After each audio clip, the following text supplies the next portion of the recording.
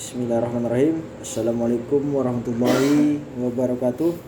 Waalaikumsalam. Kelanjutan dari penjelasan mengenai tugas-tugas pembimbing yang menjadi guru. Tugas yang kedua adalah ia mengikuti pemilik syara Nabi Shallallahu Alaihi Wasallam. Maka ia tidak upah karena memberitahukan ilmu dan tidak bermaksud balasan dan terima kasih dengannya itu. Jadi maka ia tidak upah karena memberitahu. Jadi ada imbalan karena menyebarkan ilmu menuraki cara Kanjeng Nabi tidak upah karena memberitahukan ilmu dan tidak bermaksud balasan dan terima kasih dengannya itu. Jadi tanpa pamrih gitu. Tetapi ia mengajar karena mencari keridhaan Allah Ta'ala dan mencari pendekatan diri kepadanya. Jadi ngajar kan nyari keridhaan Allah Ta'ala, nyari semangat dari Allah Ta'ala. Ia tidak melihat dirinya memberikan pemberian kepada mereka meskipun pemberian itu lazim atas mereka. Jadi lo apa ngerasa beri apa walaupun pada dasarnya ilmu gelar ada. Bahkan ia melihat mereka itu mendapat keutamaan karena hati mereka terdidik untuk mendekatkan diri kepada Allah Ta'ala dengan menanamkan ilmu-ilmu padanya, sebagaimana ada orang yang meminjamkan tanah kepadamu untuk kamu tanami tanaman bagimu. Jadi bahkan ia melihat mereka itu mendapat keutamaan karena hati mereka terdidik untuk mendekatkan diri kepada Allah Ta'ala. Jadi keng tajuna atreh keng mari semak Allah Ta'ala. Maka dengannya kemanfaatanmu itu melebihi kemanfaatan pemilik tanah. Maka bagaimanakah kamu memandang kamu memberikan pemberian kepadanya sedangkan pahalamu dalam mengajar itu lebih besar daripada pahala orang yang belajar di sisi Allah Ta'ala? Seandainya tidak karena orang yang belajar ini, niscaya kamu tidak memperoleh pahala. Jadi padahal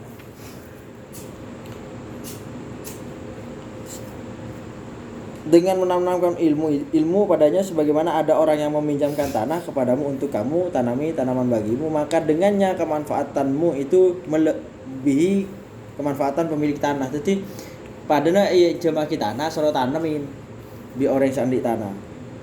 Padahal sandik tanah lo bisa manfaat lagi gelek tanah ya. Karena gelek beri tanah aja bisa manfaat lagi, jadi manfaat bisa lebih dari sandik tanah asli. Contohnya seumpamanya, maka bagaimanakah kamu memandang kamu memberikan pemberian kepadanya sedangkan pahalamu dalam mengajar itu lebih besar daripada pahala orang yang belajar di sisi Allah Ta'ala? Seandainya tidak karena orang yang belajar ini, niscaya kamu tidak memperoleh pahala. Jadi ya walaupun di ilmu, walaupun bisa ngajar tanpa berseorang saja kok oleh genceran. Cereng perantaranya karena berorang saja gila aja. Orang yang belajar ini kamu tidak memperoleh pahala, maka janganlah kamu minta upah kecuali dari Allah Ta'ala. Sebagaimana jadi ya usah minta pamrih, usah minta balasan. Karena gila orang seajar ke heder jadi oleh Pak genceran seraja. Maka janganlah kamu minta upah kecuali Allah Ta'ala, dari Allah Ta'ala. Jadi minta balasan ya Allah Ta'ala cukup. Sebagaimana Allah Azza wa Jalla berfirman, wa ya qaumi la as'alukum alaihi malan in ajriya illa 'alallahi. Yang artinya, wahai kaumku, saya tidak minta harta kepadamu, upahku tidak ada selain atas tanggungan Allah Ta'ala. Surat Hud ayat 29.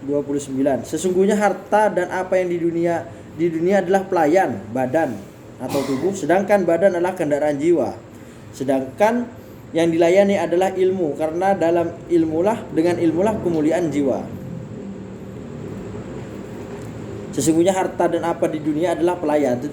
Jadi apa senano kayak ngelayanin badan, sedangkan badan adalah kendaraan jiwa. Jadi badan kayak beda kendaraan. Sedangkan yang dilayani adalah ilmu, karena dengan ilmulah kemuliaan jiwa. Jadi ya ilmu yang sangat mulja jiwa dibire ilmu. Barang siapa yang mencari harta dengan ilmu, maka ia seperti orang yang mengusap kotoran bagian bawah dengan mukanya agar kotoran itu bersih. Maka orang yang dilayani menjadi pelayan dan pelayan menjadi orang yang dilayani. Ada mereka. Barang siapa yang mencari harta dengan ilmu, maka ia seperti orang yang mengusap kotoran bagian bawah dengan mukanya agar kotoran itu bersih.